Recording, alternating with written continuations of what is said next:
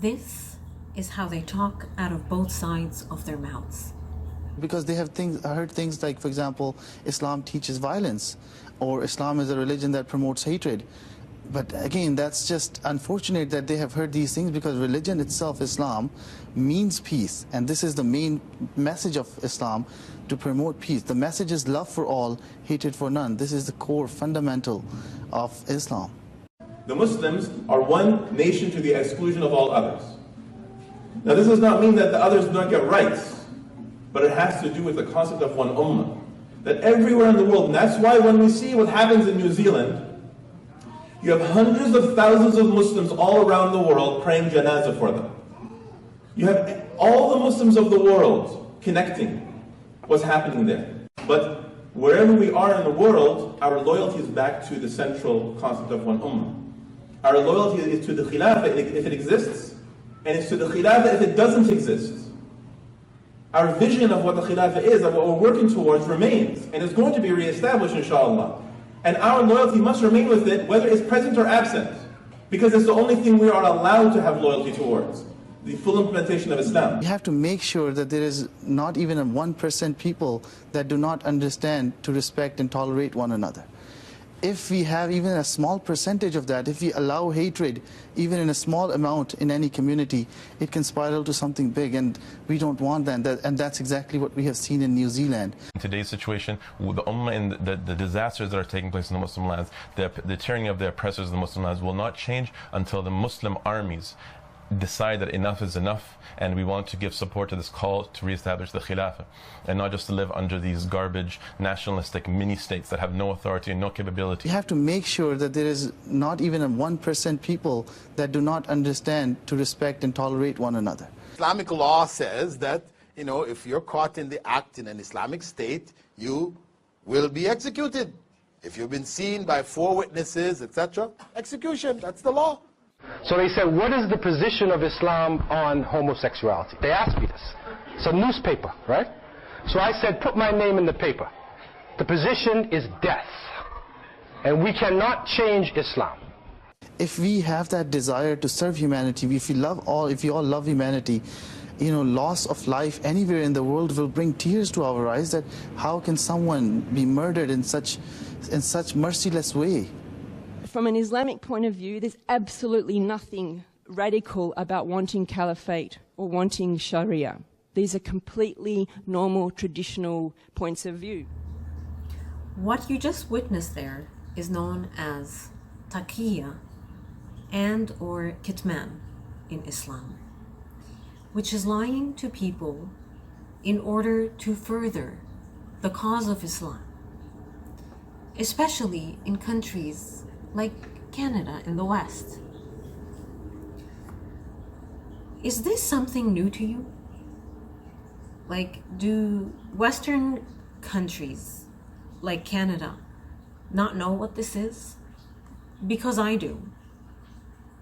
And just so we're clear, this isn't like a little lie that a car salesman does, or a contractor does.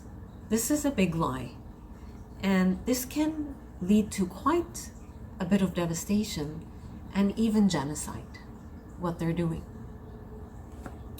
Now, allow me to give you examples of how taqiyya is a normal, everyday practice in almost every dictatorship that is Muslim majority that is out there.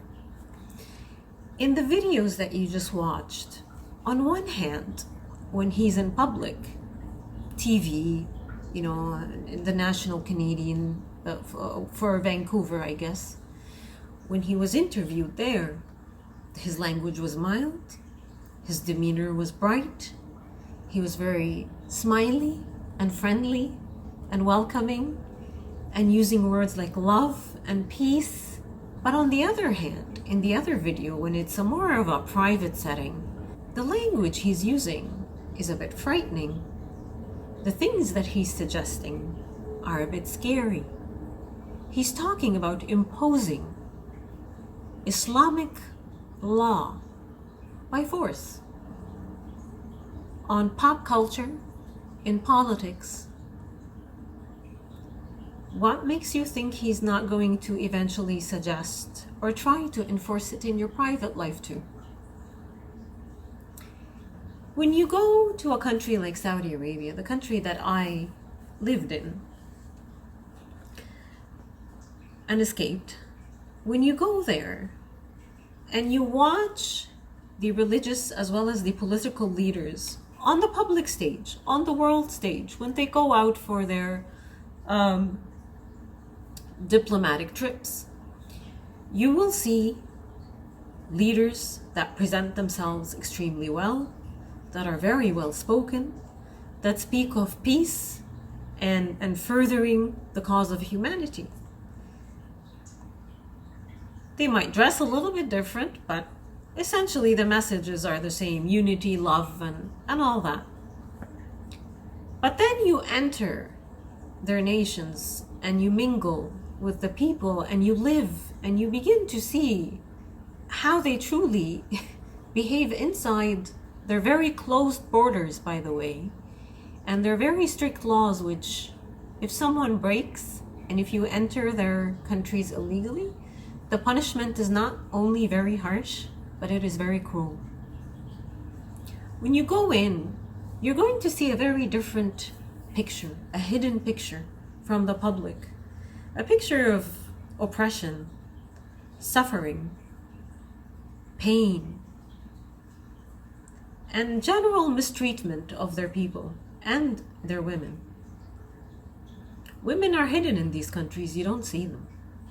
Yet the leaders will go out and engage with other diplomatic leaders and shake the hands of their wives and pretend to be all accepting of women. Yet you go to their nations and you do not see any women in public because women are hidden. You don't hear about the murders and the rapes and the incests and the pedophilia and the slavery. They keep those hidden from public eye. And the accusation that I tend to get usually is that Iman is lying because you never hear about this stuff in the news. If it existed, if there were honor killings, if women truly were sent to jail because they took off their hijabs, we would hear about it in the news. No, you don't hear about it in the news. Fake news is not a conspiracy theory. It's a very, very true, tragic situation that we are all currently living. The fake news industry is unbelievable. It's a giant. It's a dinosaur that has engulfed, as far as I can see, every Western nation. No current Western nation has a transparent media that calls out the government. Not from the ones that are struggling with their leaders right now. They all are struggling with very fake and controlled and narrative propaganda-driven news media. In the West, in the civil West, we are struggling with this. What do you think is happening in the East, in the Middle East and the Far East, where it's either some form of dictatorship or a majority Muslim? What makes you think that they would tell their people or anyone what's going on? What is the benefit to them to do this? Oh, here, look, we just killed a little girl. We did female genital mutilation on a 1-month-old. They won't say that. The outrage that I am currently feeling, and I am trying to prevent further damage by exposing the truth, the way Islam invades and how they lie and how they brainwash and how they indoctrinate. One of the main things they rely on, Islamists, is that, and this is in the Islamic religion or ideology itself, once you convert, but regardless, once you become Muslim, whether you were born into it or you converted, once you become Muslim, you cannot leave this ideology. You can't. And if you do, they will imprison you and give you 3 days to repent. And if you don't, the punishment of apostasy or leaving the ideology is death. And this is why you will find ex-Muslims scattered in Western nations. Because Islam, like Islamists, is like herpes. Once you have it, there's no cure.